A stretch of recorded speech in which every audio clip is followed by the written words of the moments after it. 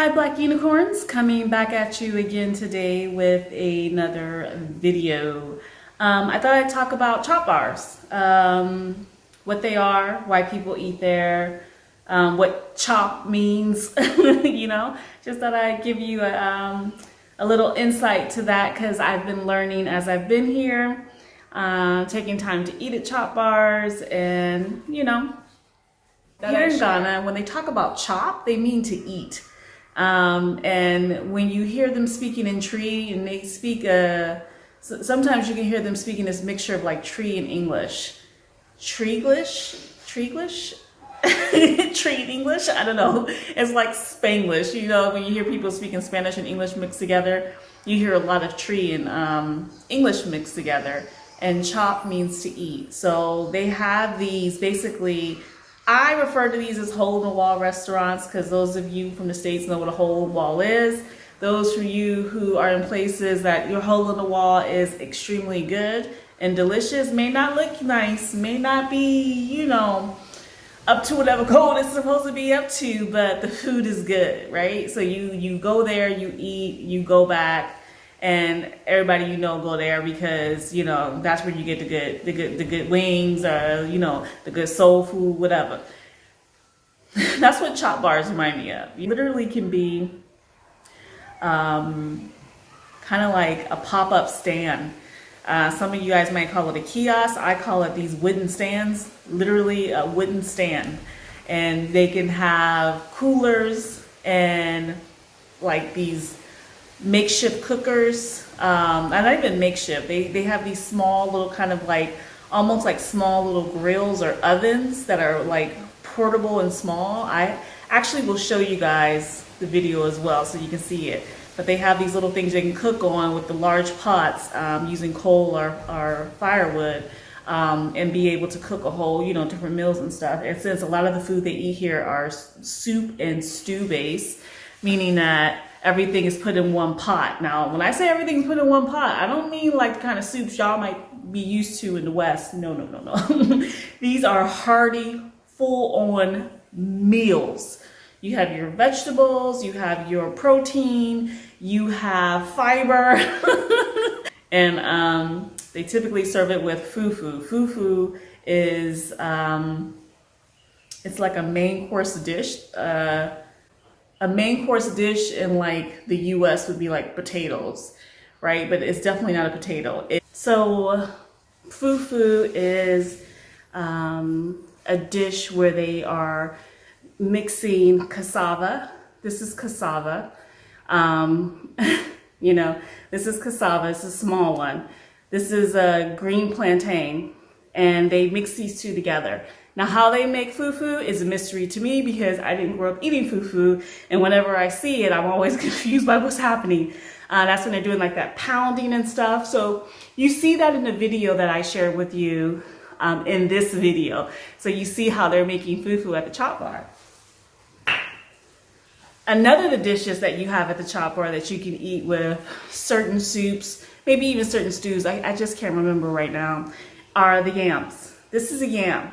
Now, when I say root vegetables, I mean literally they're growing in the ground like with the trees and stuff.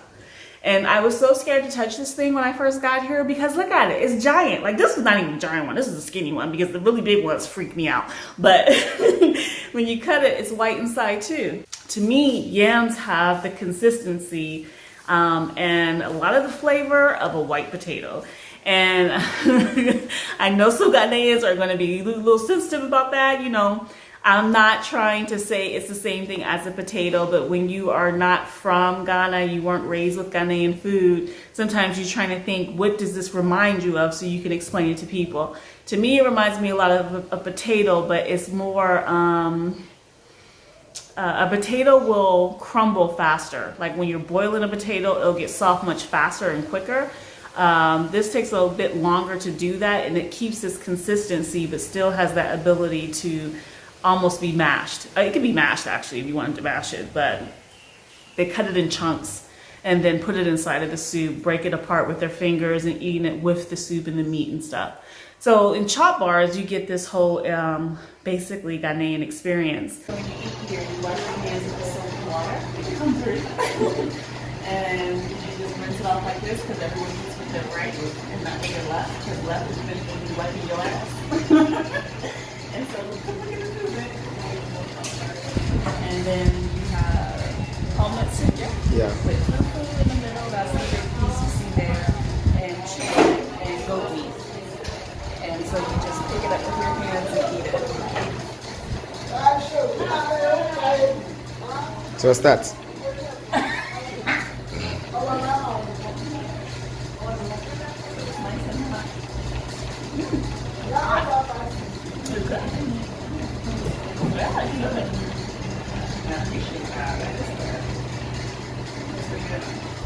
Just break it off. You gotta go fast because it's hot, it's hot. Now for chop bars though, I will tell you when I first got here, especially on vacation. When I was on vacation, I did eat at one chop bar. No, I didn't. I ate at a restaurant, which you consider a regular restaurant and a chop bar. I did eat at a chop bar though when I moved here. You know, it took a while for me to get comfortable eating at chop bars because the way it looks, you know, it's just sometimes it'll throw you off. But I had to get over that because I wanted authentic food. When they make things for you at restaurants, even if it's Ghanaian restaurant, they still water it down because they're so used to foreigners either coming to that particular restaurant or the white people that live here going to that restaurant, and they like their food, you know, watered down, not spicy, half taste. You know, I didn't want that. I wanted the real thing, right? Even if it was burned in my mouth, I still wanted the real thing. So at chop bars, you can get this. And chop bars, based on what was told to me, chop bars were just originated by innovative women who needed to make money and needed to help support the family and contribute to what her husband is bringing in as well. She would just cook and then sell a bowl of food to, you know, somebody that wants some food, you know, for an inexpensive price, right? So chop bars are very cheap to eat at compared to a standard restaurant. Like a standard restaurant with, like, you know, fancy little chairs, little wait staff, and nice little menus, all that. You're not getting a menu at a chop bar. All of the furniture is going to be plastic, like the kind of plastic chairs you sit out and watch a football game or something, like your kids' little league game.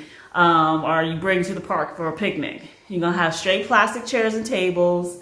You know, the kitchen will look a little sketchy, but they are cooking masterpieces, okay? And for me, I feel like chop bars are good to eat at, especially when you see a lot of Ghanaians eating there. If you don't see no Ghanaians there, or if you see like maybe one or two, you might want to move on. You know, or there's a chop bar right by a gutter, like, you know, they're like, you can, and the gutter is stank and all that stuff. They shouldn't be cooking right next to a gutter, you know.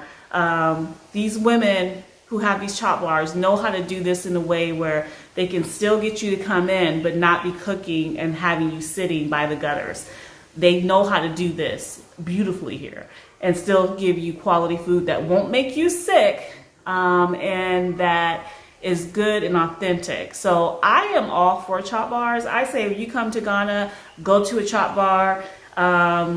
You know, if you don't know what chop bar to go to, ask whoever's at your hotel, because you probably stayed at a hotel, or your Airbnb person, you know, what's a good chop bar, you know, and they'll tell you. You know, they might tell you, I don't know if you can eat that food, you know, because Bruni, it might make you sick. But all you can do is try it. So that's why I share it with you. Videos that I've taken at the chop bars I've been to. I surprise people though, because, you know, clearly they know, you know, I'm, you know, classic Bruni to them. But I don't eat with a fork and spoon at chop bars. I eat with my hands, you know, because my partner will look at me like I lost my mind if I try to pick up a fork. He just be like, what you do?